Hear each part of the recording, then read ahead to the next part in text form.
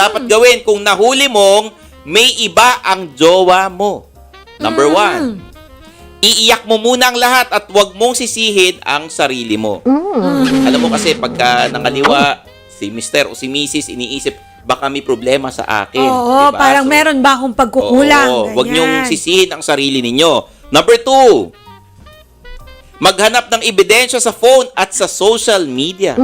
Talagang hahanapan mo ng ebidensya. Eh, syempre, Oo. kailangan yan.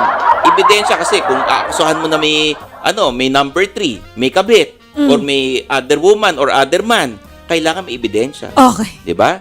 Number 3, makipag-usap sa abogado kung kasal kayo at gusto nyong makipaghiwalay.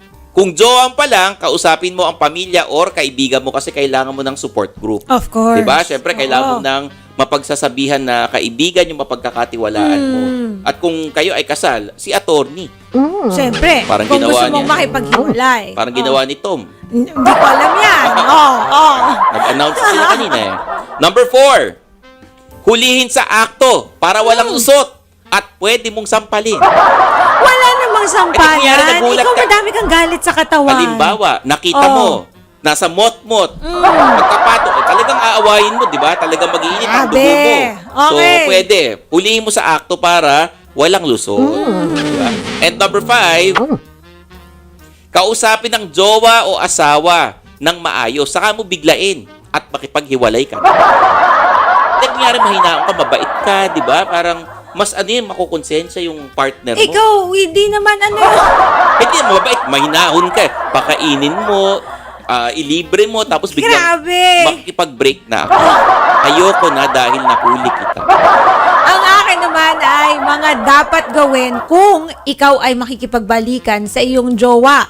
Unang-una, kailangan ay siguraduhin mong makikipagbalikan ka dahil gusto mo yung tao. 'Di ba? At hindi, pangalawa, hindi dahil nalulungkot ka mag-isa o hindi mo kaya maging mag-isa. Ayaw mabakante. Oo. O kaya, pangatlo, hindi rin dahil nabobore ka. Dahil wala kang kasama sa buhay. Madaming ganun eh. Nabobore sila, Yeah. kaya nakikipagbalikan sila. At pang-apat, kailangan kung makikipagbalikan ka, pag-usapan nyo maigi ang naging problema nyo kung bakit kayo naghiwalay para hindi na maulit ito. Kasi kung hindi niya susolusyonan yan, ulit-ulitin lang ulit. Parang, di ba, paulit-ulit, walang katapusan, It's going to be a magkakasakitan cycle. lang kayo. At panglima, kailangan ay pareho kayong willing na mag-effort at ayusin ang inyong relasyon.